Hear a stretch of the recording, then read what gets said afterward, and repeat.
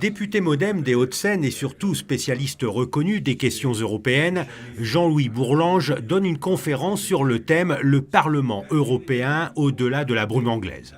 Initialement prévue le 29 mars, la sortie du Royaume-Uni de l'Union européenne a été repoussée au 31 octobre au plus tard. Les Britanniques devront donc bien élire leurs représentants au Parlement européen, mais ces derniers n'auront peut-être pas le temps de siéger. Un compromis incompréhensible pour le député Bourlange. Le traité de Lisbonne, dont on critique souvent, a institué un article qui permet une sortie organisée d'un État qui voudrait renoncer à participer à l'Union. Cet article a été mis en œuvre. Il prévoit 2 ans de discussions et de négociations pour que cette sortie se fasse de façon ordonnée. Les discussions ont eu lieu. Et donc, je crois que Macron a raison de dire aux Anglais...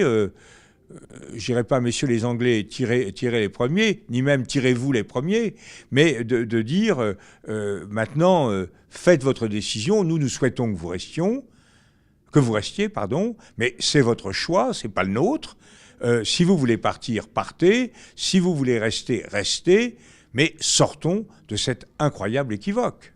Le député estime que c'est au Royaume-Uni de savoir ce qu'il veut vraiment, de se déterminer entre un Brexit dur, un Brexit coopératif ou un non-Brexit. Et vous savez, il y avait une formule naguère quand on fermait les compteurs, etc., dans les compagnies d'électricité ou de gaz, on disait qu'on était aux abonnés absents.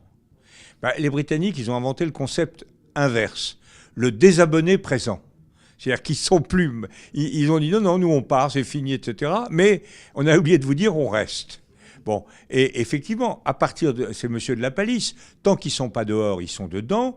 Et s'ils sont dedans, il faut qu'ils assument toutes les obligations procédurales, institutionnelles, financières qui s'attachent à leur présence. Donc, il y a des élections... Ils ne pouvaient pas s'en dispenser. Tout leur a échappé. Et la vérité, c'est c'est pas l'Europe qui est en crise. Dans cette affaire, c'est le Royaume-Uni. Crise identitaire avec l'Écosse, le Pays de Galles, l'Irlande. Crise du système institutionnel qui est évident, c'est complètement rouillé, ils n'arrivent pas à prendre une décision. Crise du système partisan. Crise sociale, parce qu'on voit bien que toutes les élites britanniques, qu'elles soient financières ou administratives ou journalistiques, la grande partie des élites veulent rester. À quelques jours des élections européennes, l'UE doit défendre ses valeurs menacées par les populistes. Pour y parvenir, les différents États doivent être solidaires, ce qui n'est pas toujours le cas, loin de là.